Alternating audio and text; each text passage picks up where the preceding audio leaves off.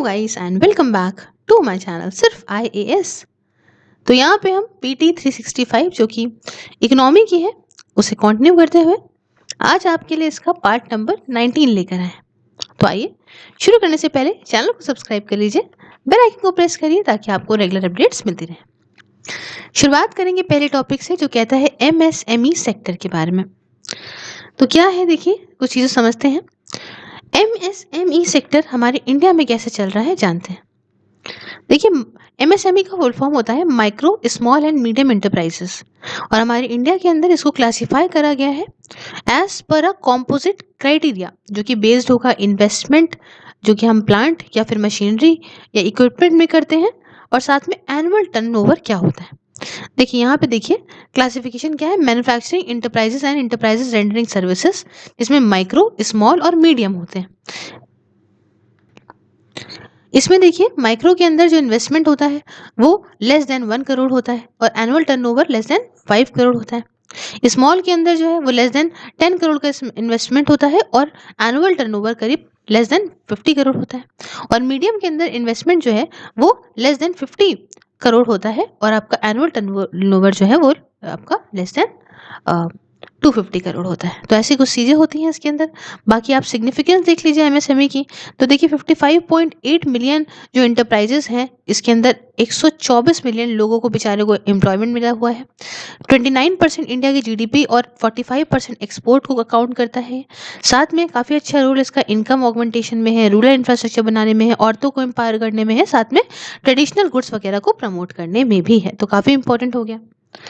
अब बात करेंगे कि सरकार कि क्या इनिशिएटिव हैं फाइनेंशियल सपोर्ट देने के लिए MSME को आत्मनिर्भर भारत पैकेज के अंदर। तो पहला emergency credit line guarantee scheme आती है। इस स्कीम के अंदर 100% गारंटी कवरेज दिया जाता है, प्रोवाइड करा जाता है national credit guarantee trustee company limited के द्वारा फॉर कोलेट्रल फ्री, ताकि भाई ऐसे लोन जिसमें कोई गिरवी चीज़ ना रखी जाए, अप टू 3 लाख करोड़ तक एलिजिबल MSMEs और इंटरेस्टेड मुद्रा बोरोवर्स के लिए in the form of guarantee emergency credit line facility के अंदर। अब देखिए गारंटी इमरजेंसी क्रेडिट लाइन ये क्या है। ये देखिए एक ऐसा लोन है जिसके लिए 100% गारंटी यहाँ पे national credit guarantee trustee company लेती है टू मेंबर लेंडिंग इंस्टीट्यूशंस। उसके बाद यहाँ पे फंड ऑफ फंड को बनाया गया ताकि यहाँ पे इक्विटी वर्थ करीब 50,000 करोड़ रुपए की MSME सेक्टर में यहाँ पे दी जाए, ताकि इनका जो है इनको और एक्सपेंशन मिले। तीसरी बात, क्रेडिट गारंटी स्कीम फॉर सब ऑर्डिनेट डेप्थ। तो इसमें क्या है, गारंटी करीब 20,000 करोड़ रुपए की वर्थ की ये दी जाएगी प्रमोटर्स को, जो कि लोन वगैरह ले सकते हैं बैंक से और फर्दर इन्वेस्ट कर सकते हैं जो भी MSME स्ट्रेस्ड MSME है, तो वहाँ पे मतलब जो सही नहीं चल रही हैं, दिक्कत में चल रही हैं, वहाँ पे इक्विटी के तौर पे पैसा इन्वेस्ट करा जा सकता है। इसे ऑपरेट करा जाएगा क्रेडिट गारंटी फंड ट्रस्ट के द्वारा for micro and small enterprises, और इसका शॉर्ट फॉर्म क्या होता है CGTMSE, मतलब credit guarantee fund trust for micro and small enterprises. ये गारंटी करेगा 90% सब ऑर्डिनेट डेप्थ का जिसे बैंक देंगे, और बाकी का जो 10% है इसे कवर करा जाएगा कोलेट्रल पुटअप, मतलब ये थोड़ा बहुत जो भी गिरवी वगैरह चीज़ें रखनी है, कोलेट्री जो भी सिक्योरिटी देनी है आपको बोरोवर के द्वारा। साथ में ग्लोबल टेंडर भी अलाउ करा सॉरी ग्लोबल टेंडर को डिस अलाउ करा जाएगा for government tenders up to 200 crore, ताकि यहाँ पे MSMEs यहाँ पार्टिसिपेट कर सकें गवर्नमेंट प्रोक्योरमेंट प्रोसेस में। तो यहाँ पे ग्लोबली ये चीज़ें हटेंगी तो हमारे यहाँ की चीज़ें यहाँ पे एंटर कर पाएंगी। साथ में ICT based system champions portal होगा, इसे लॉन्च मिनिस्ट्री ऑफ MSME के द्वारा किया जाएगा। पोर्टल यहाँ पे काफ़ी मदद करेगा MSMEs को यहाँ हैंड होल्ड करने में, मतलब उसका साथ न छोड़ने, बाबा ने कहा था हाथ नहीं छोड़ना साथ नहीं छोड़ना, और गाइडेंस भी देगा ताकि नए नए बिजनेस अपॉर्चुनिटीज ये ले पाए लॉन्ग टर्म में और नेशनल और इंटरनेशनल चैंपियन बन के तैयार हो। फुल्ली इसको मिलाया जाएगा, इंटीग्रेट करा जाएगा centralise public grievance redressal and monitoring system के साथ में, और MSME की जो मिनिस्ट्रीज है own other web based mechanism के साथ में। अब MSME जो है उसे अब जो है वो मतलब MSME will now be known as Udyam ठीक है, उद्यम के नाम से जानी जाएंगी। रिसेंटली मिनिस्ट्री ऑफ एमएसएमई ने कहा है, गाइडलाइंस कुछ निकाली है क्लासिफिकेशन और रजिस्ट्रेशन के लिए एमएसएमई का, साथ में उद्यम रजिस्ट्रेशन भी फाइल करा जाएगा ऑनलाइन और ये बेस्ड होगा सेल्फ डिक्लेरेशन पे। इसमें कोई भी ज़रूरत नहीं है आपको डॉक्यूमेंट या पेपर या सर्टिफिकेट या प्रूफ को अपलोड करने की। ठीक है। अब इससे रिलेटेड न्यूज़ पे कुछ जान लेते हैं। देखिए, ANIC ARISE, ANIC ARISE clear है? फुल फॉर्म बताऊं? Atal new India challenges in applied research and innovation for medium and small enterprises, इसको लॉन्च करा गया।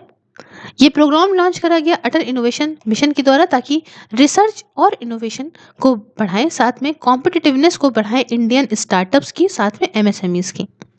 ये प्रोवाइड करता है फंडिंग सपोर्ट कम से कम 50 लाख करोड़ रुपए तक का, ताकि फटाफट से डेवलप हो हमारी प्रपोज टेक्नोलॉजी सॉल्यूशंस वगैरह जो या प्रोडक्ट वगैरह ये सब। इसको ये ड्रिवन है by Indian Space Research Organisation ISRO के द्वारा, और यहाँ पे 4 और मिनिस्ट्रीज है। इसमें मिनिस्ट्री ऑफ डिफेंस है, ministry of food processing industries है, ministry of health and family welfare है, और ministry of housing and urban affairs है, और साथ में एसोसिएटेड इंडस्ट्रीज के द्वारा। उसके साथ बात आती है एक भारत क्राफ्ट पोर्टल की भी। देखिए, ये एक ई कॉमर्स पोर्टल है, प्लान करा गया है ministry of micro small and medium enterprise के द्वारा। पिछले साल की बात है, ताकि मार्केटिंग वगैरह प्रोडक्ट्स जो कि एमएसएमईज बनाते हैं हमारे देश के अंदर, उसकी मार्केटिंग प्रॉपर हो पाए। हालांकि ये अभी भी टेक ऑफ नहीं हुआ है, क्योंकि बिजनेस प्लान की कमी थी, अनअवेलेबिलिटी थी टेक्नोलॉजी पार्टनर की, और शॉर्टेज थी हमारे पास पैसों की, मतलब फंड्स की। नेक्स्ट बात करेंगे टेक्सटाइल इंडस्ट्री इनिशिएटिव के बारे में। न्यूज़ में क्यों रहा, पहले तो ये समझते हैं।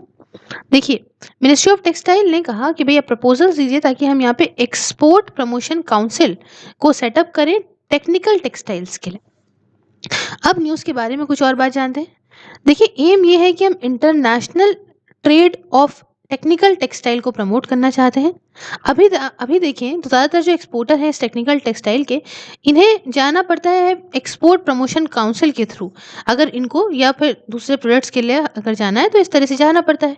और अगर कुछ डेडिकेटेड प्रमोशन काउंसिल होगा मतलब अभी तो जो है दूसरे प्रोडक्ट्स के लिए जो आपका एक्सपोर्ट प्रमोशन काउंसिल है उसके थ्रू ही जाते हैं, लेकिन अगर सिर्फ और सिर्फ इसी के लिए ही होगा, टेक्निकल टेक्सटाइल के लिए ही आपका एक्सपोर्ट प्रमोशन काउंसिल होगा, तो फिर ये काफ़ी ऐसा कंपोनेंट बन जाएगा नेशनल टेक्निकल टेक्सटाइल मिशन का, जो कि लॉन्च हुआ है इसी साल। और ये नेशनल टेक्निकल टेक्सटाइल मिशन जो है, इसको लॉन्च करा गया था ताकि हमें जो कंट्री है हमारी, वो ग्लोबल लीडर टेक्निकल टेक्सटाइल का जो है वो बने और बरकरार भी रहे।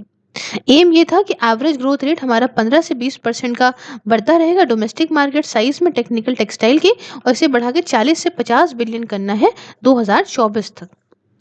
अब देखिए, टेक्निकल टेक्सटाइल क्या होते हैं। ये टेक्सटाइल मटेरियल इस तरह का होता है, या प्रोडक्ट्स जो कि मैन्युफैक्चर करे जाते हैं उनके टेक्निकल परफॉर्मेंस के लिए और फंक्शनल प्रॉपर्टीज के लिए, ना कि खूबसूरती वगैरह दिखाने के लिए।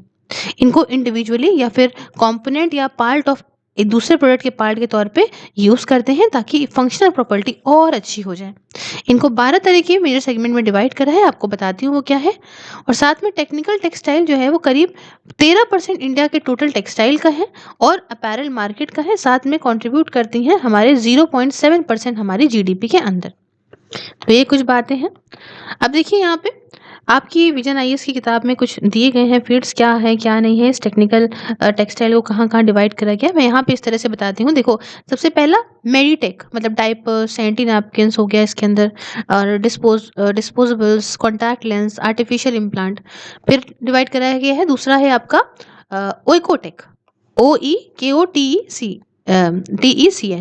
इसमें recycling, waste disposal, environmental protection आता है। फिर आता है प्रोटेक, उसमें bullet proof jacket, fire retardant apparels वगैरह।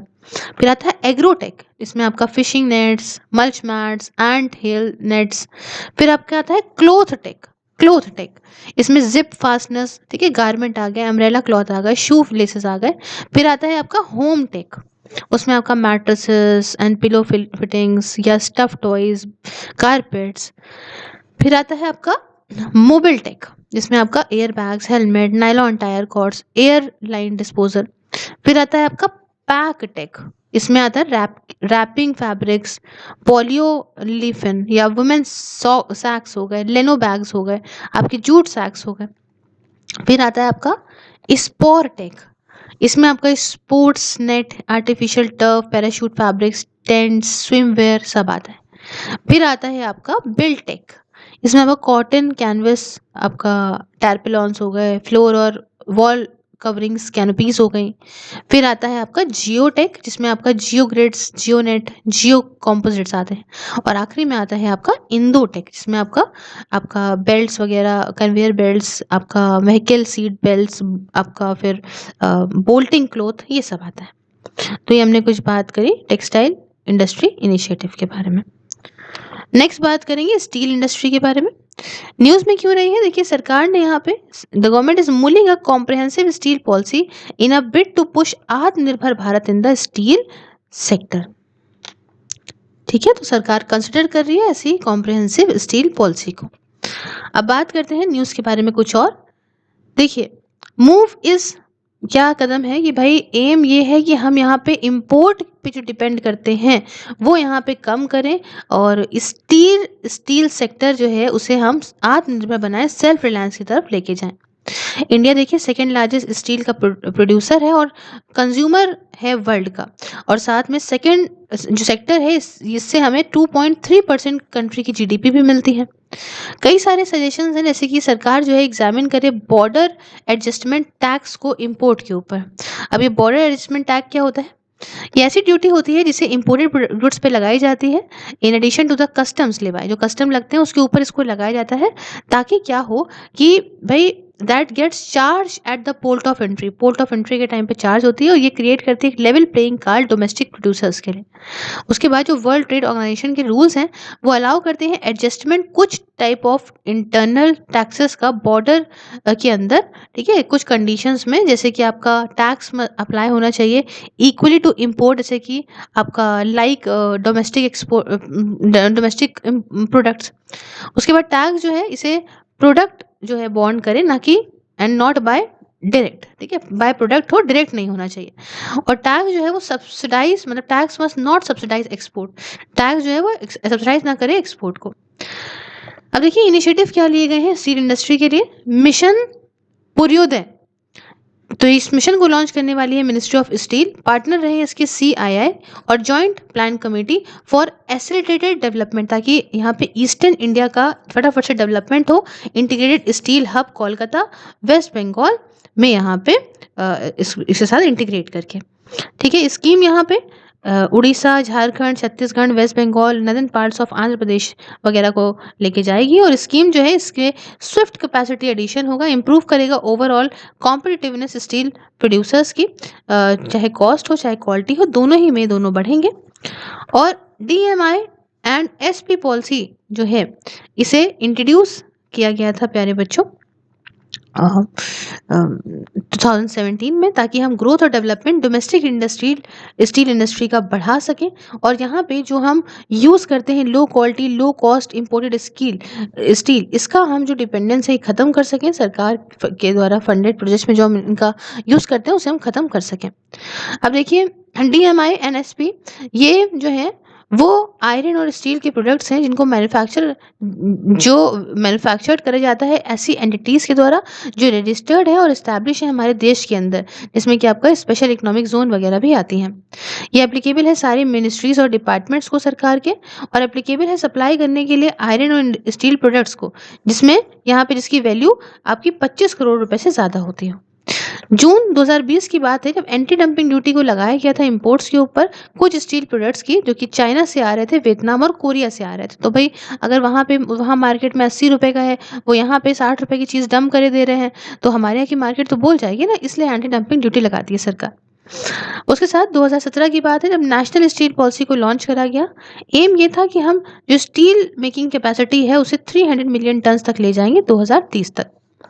आखिरी में इससे रिलेटेड कुछ न्यूज़ आपको बताती हूँ। देखिए मिनिस्ट्री ऑफ रेलवेज ने एक आयरन ओर पॉलिसी 2021 को निकाली है, जो सारे ही जो आपका रैक और ट्रांसपोर्टेशन है आयरन ओर का उसे यहाँ पे एलोकेट करता है। एम ये है कि हम जो भी रिक्वायरमेंट है ट्रांसपोर्टेशन की, आयरन ओर के कस्टमर की जो भी रिक्वायरमेंट है उसे पूरा करा जाए। हायर प्रायोरिटी दी जाए मूवमेंट ऑफ आयरन और ट्रैफिक को, ताकि डोमेस्टिक मैन्युफैक्चरिंग एक्टिविटीज़ के लिए। साथ में टोटल लॉजिस्टिक सपोर्ट जो स्टील इंडस्ट्री को दिया जाए, ताकि यहाँ पे जो जो भी कॉम्पिटिटिव उनके पास जो भी चैलेंजेस आ रहे हैं डोमेस्टिकली या ग्लोबली, वो उस चैलेंजेस को दूर कर सकें। साथ में कोर सेक्टर जो कंपनी का है उसे इम्पीटस और प्रोवाइड है, मतलब कंट्री का इकोनॉमिक ग्रोथ बढ़ने के लिए कोर सेक्टर को बढ़ाना बहुत ज़रूरी है। साथ में बच्चों, इंडिया जो है वो fourth largest iron ore producing country है। पहले तो फ्रेट इक्वलाइजेशन पॉलिसी के अंदर 1952 में बच्चों लॉन्ग जो डिस्टेंस ट्रांसपोर्टेशन हुआ करता था आयरन का, स्टील का या सीमेंट का या वैसे ही किसी मिनरल्स का, इसे तो सब्सिडाइज करा गया था सेंट्रल गवर्नमेंट की तरह। और पॉलिसी जो है वो इंटेंडेड है ये कि वो रीडिस्ट्रीब्यूट करें नेचुरल रिसोर्सेज को, ताकि जो है इक्वल एक्सेस मिले हर एक बंदे को। हालांकि ये यहाँ पे डिप्राइव है रिसोर्स सरप्लस जो स्टेट्स हैं, जैसे कि भाई देखो यहाँ पे कुछ ही स्टेट्स हैं जो यहाँ पे जिसका ज़्यादा है, जैसे आपका बिहार, उड़ीसा है ना, तो भाई ये यहाँ पे डिप्राइव है। However it deprived the resource surplus state, जैसे कि भाई इंडस्ट्रियल डेवलपमेंट, और या फिर इवेंचुअली ये स्क्रैप्ड हुआ था 1993 में इंडिया के इकोनॉमी जो है वो जब लिबरेट हुई थी। तो अब ये इनकी तो बल्ले हैं जो भी। नेक्स्ट जो टॉपिक है वो कहता है, हाँ भाई, कह रहा है सोलर मैन्युफैक्चरिंग इन इंडिया के बारे में। न्यूज़ में क्यों रहा पहले जानते हैं। रिसेंटली इंडिया ने अपना प्रपोजल पाया है कि आप सेटअप करिए 10 gigawatt solar equipment manufacturing capacity को। अभी क्या कैपेसिटी है, तो अभी जो इंडिया की रिन्यूएबल एनर्जी जनरेशन कैपेसिटी है फोर्थ लार्जेस्ट है पूरे वर्ल्ड में। अभी 136 गीगावाट है, जो 36% होता है टोटल कैपेसिटी का। और ये बहुत ही तेजी से जा रहा है अपने जो कंट्रीज, फेलो कंट्रीज है उसके बीच में। नेशन ने जो है करीब 9 gigawatt annual solar module manufacturing capacity यहाँ पे जो है, और करीब 3 gigawatt annual cell production capacity भी है। सेल जो सोलर सेल है ये बेसिक बिल्डिंग ब्लॉक है इस सोलर मॉड्यूल का, और इंडिया को ज़रूरत है कि अपना सोलर मैन्युफैक्चरिंग कैपेसिटी बढ़ाए। साथ में जो भी चैलेंजेस आ रहे हैं इसको कैपेसिटी में बढ़ाने के लिए उसे ख़त्म करें, क्योंकि वही इनॉग्रेशन हुआ था third global renewable energy investment meeting and expo, मतलब ग्लोबल री इन्वेस्ट का। उसमें प्रधानमंत्री ने कहा कि इंडिया की डिमांड है सोलर एनर्जी, और ये यहाँ पे मार्केट अपॉर्चुनिटी भी करीब 20 बिलियन की हर साल बनाती है। अब देखिए ग्लोबल री इन्वेस्ट क्या है, ये एक रिन्यूएबल एनर्जी इन्वेस्टर्स मीट और एक्सपो है, जिसे ministry of new and renewable energy collaboration में आके वर्ल्ड बैंक और दूसरे लोगों के साथ में मिल के यहाँ पे ऑर्गेनाइज कराती है। अब बात आती है ये मेन टेक्नोलॉजीज जो यूटिलाइज करी गई हैं इस सोलर एनर्जी को निकालने में। तो पहला है सोलर फोटोवोल्टाइक्स, पीवी, मतलब ये बेस्ड है फोटोवोल्टाइक इफेक्ट पे, जिसके द्वारा फोटोन, मतलब फोटोन बेसिक यूनिट होते हैं ना लाइट के, जो इम्पैक्ट करते हैं यहाँ पे सरफेस है ना, made of a special material, ये फोटोन जो हैं वो रिलीज करने लगते हैं, आपका जनरेट करते हैं और रिलीज करते हैं इलेक्ट्रॉन्स को। और दूसरा होता है कंसंट्रेटिंग सोलर पावर, तो ये सनलाइट को यहाँ पे यूज़ करती है हीट करने के लिए किसी किसी फ्लूइड को, ठीक है, किसी फ्लूइड को, डिपेंड करता है कि पर्टिकुलरली एप्लीकेशन किस पे कर रहे हो, ये पानी या दूसरा लिक्विड कुछ भी हो सकता है। ठीक है, आखिरी में इससे रिलेटेड न्यूज़ की बात करें तो special economic zone based solar manufacturers oppose basic customs duty. Centre का जो डिसीजन है कि हम यहाँ पे बेसिक कस्टम ड्यूटी लगाएंगे सोलर इक्विपमेंट इंपोर्ट करने पे, इसकी वजह से सब्सटेंशियल कंसंट्रेशन, मतलब यहाँ पे दिक्कत देखने को मिली है जो भी डोमेस्टिक सोलर गियर मैन्युफैक्चरर्स हैं। न्यूज़ के बारे में और बात जानते हैं। देखिए सोलर इक्विपमेंट जो बनाते हैं, इन्होंने ये बात कही कि जो लोकल सोलर फैक्ट्रीज हैं स्पेशल इकोनॉमिक जोन में, ये तो ख़त्म हो जाएंगी अगर सरकार जो है वो यहाँ पे ये बेसिक कस्टम ड्यूटी लगाने लग गई इंपोर्ट के ऊपर सोलर सेल्स की और मॉड्यूल्स की, है ना। तो इससे भैया क्या होगा, इससे आप फायदा नहीं दे रहे हो, हमें भी नहीं मिलेगा, हम तो बर्बाद हो जाएंगे। और अगर मान लो बेसिक कस्टम ड्यूटी ये लगा भी गई, दी गई, तो जो भी डोमेस्टिक ट्रैफिक एरिया है जो यहाँ पे सेल्स वगैरह खरीदता है, मॉड्यूल्स खरीदता है स्पेशल इकोनॉमिक जोन की यूनिट से, ये यहाँ पे ड्यूटी देगा अंडर दी 2005 SEZ, मतलब स्पेशल इकोनॉमिक जोन एक्ट के तहत। साथ में बेसिक कस्टम ड्यूटी ये एक तरीके की ड्यूटी होती है या टैक्स होता है जिसे लगाया जाता है कस्टम एक्ट 1962 के अंदर। उसके बाद 750 जो मेगावाट रेवा सोलर प्रोजेक्ट एशिया का largest single site solar power project है, जिसे डेवलप करा जा रहा है रेवा अल्ट्रा मेगा सोलर लिमिटेड के द्वारा। ये एक पहला सोलर प्रोजेक्ट है कंट्री के अंदर जो कि ग्रिड पैरिटी बैरियर को तोड़ देगा। ग्रिड पैरिटी कब होती है? जब ऑल्टरनेटिव एनर्जी जैसे कि सोलर एनर्जी मान लो, उसकी कॉस्ट लेस होती है, इक्वल होती है, या भाई या लेस हो या इक्वल हो इलेक्ट्रिसिटी के बराबर, है ना, कन्वेंशनल एनर्जी फॉर्म से, जैसे कि हम लोग कोल वगैरह से जो लेते थे, उससे जब यहाँ पे जो ऑल्टरनेट एनर्जी है जैसे सोलर एनर्जी है उसकी कॉस्ट कम या उसके बराबर आ जाए तो उसको बोलते हैं ग्रिड पैरिटी। और इंडिया के पास annual solar cell manufacturing capacity करीब 4 गीगावाट की है, वाइल एवरेज जो एनुअल डिमांड है वो 10 से लेके 15 गीगावाट का है। तो अच्छा खासा हमारे पास यहाँ पे है। और आखिरी में कुछ की कॉन्सेप्ट्स की बात करना चाहती हूँ जो कि न्यूज़ में रहे। तो पहला इसमें आता है SPDF, software product development fund के बारे में। आप यहाँ पे देख सकते हैं, अगर आपको यहाँ छोटा लग रहा है तो आप विजनाइज के वैक्सीन मैंने दे दिए ग्रुप में, आप वहाँ से लेने टेलीग्राम पर। तो सॉफ्टवेयर प्रोडक्ट डेवलपमेंट फंड, तो मीटी ने प्रपोज करा यहाँ पे सॉफ्टवेयर डेवलपमेंट प्रोडक्ट फंड को। एम ये है कि हम यहाँ पे क्या करेंगे कि डोमेस्टिक कैपिटल को इंडिया के अंदर डिप्लॉय करेंगे, इंडिया के सॉफ्टवेयर प्रोडक्शन इकोसिस्टम के अंदर डालेंगे, और यहाँ पे as economy reopens after 2 months lockdown, 2 महीने की लॉकडाउन के बाद इकोनॉमी फिर से खुली तो हम ये करेंगे। अब सॉफ्टवेयर प्रोडक्ट डेवलपमेंट फंड ये पहला अनाउंस हुआ था national policy on software products में 2019 में। ये यहाँ पे 5,000 करोड़ का एक कॉर्पस, इसमें 1,000 करोड़ जो है वो सरकार के हैं और बाकी सारा इंडस्ट्री का है। ये जो भी वेंचर फंडिंग होती है उसमें पार्टिसिपेट करेगा ताकि यहाँ पे रिस्क कैपिटल दे और जिससे यहाँ पे मार्केट रेडी हो सके सॉफ्टवेयर प्रोडक्ट्स के लिए। साथ में जो भी गैप है कैपिटल रिक्वायरमेंट टेक्नोलॉजी की है, नॉलेज की है, नॉलेज बेस्ड सॉफ्टवेयर प्रोडक्ट की है, ठीक है, उसमें जो भी गैप है स्टार्टअप इंटरप्राइजेस या फंडिंग जो भी अवेलेबल है अलग ट्रेडिशनल इंस्टीट्यूशनल लेंडर्स के द्वारा, बैंक वगैरह के द्वारा, ये यहाँ पे गैप खत्म करना चाहें। साथ में ये जो NPSP 2019 है इसके 5 मिशन है। पहला मिशन तो ये है कि हम 10 फोल्ड 10 गुना इंक्रीज करना चाहते हैं ग्लोबल सॉफ्टवेयर प्रोडक्ट मार्केट का 2025 तक।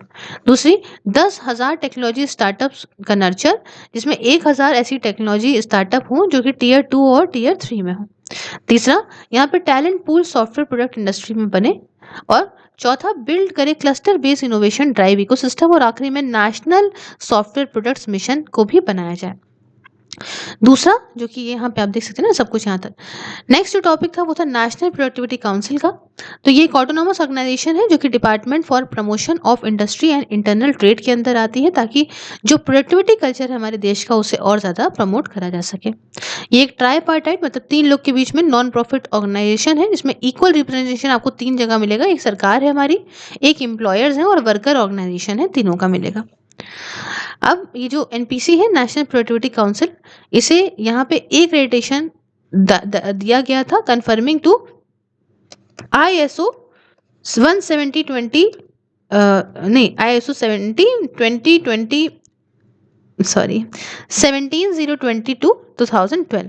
ये बाय नेशनल एक्रेडिटेशन बोर्ड ने यहाँ पे दिया था फॉर सर्टिफिकेशन बॉडी जो quality control of India for undertaking inspection and audit work in the area of food safety audit and scientific storage of agriculture products के लिए। तो ये यहाँ पे नेशनल प्रोडक्टिविटी काउंसिल को इनेबल करता है कि आप इंडिपेंडेंट थर्ड पार्टी ऑडिट करिए फूड प्रोडक्ट्स ऑपरेटर्स के लिए। फिर यहाँ पे देखिए नेक्स्ट आता है यहाँ पे अपैरल एक्सपोर्ट प्रमोशन।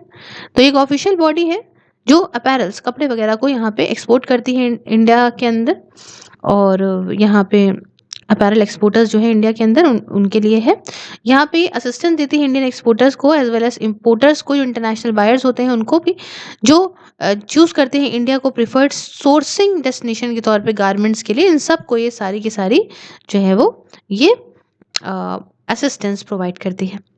एम ये होता है कि प्रमोट करना, सपोर्ट करना इंडियन अपैरल इंडस्ट्री को फैसिलिटेट करना ताकि यहाँ पे कॉम्पिटिटिव एडवांटेज रहे, ग्लोबल पोजीशन रहे। कंपटीशन होना बहुत ज़रूरी है मार्केट में, बात तो मैंने कई बार आपको समझाई है क्यों। स्पॉन्सर किया गया है मिनिस्ट्री ऑफ टेक्सटाइल के द्वारा। नेक्स्ट बात करेंगे लिमिटेड लाइबिलिटी पार्टनरशिप की।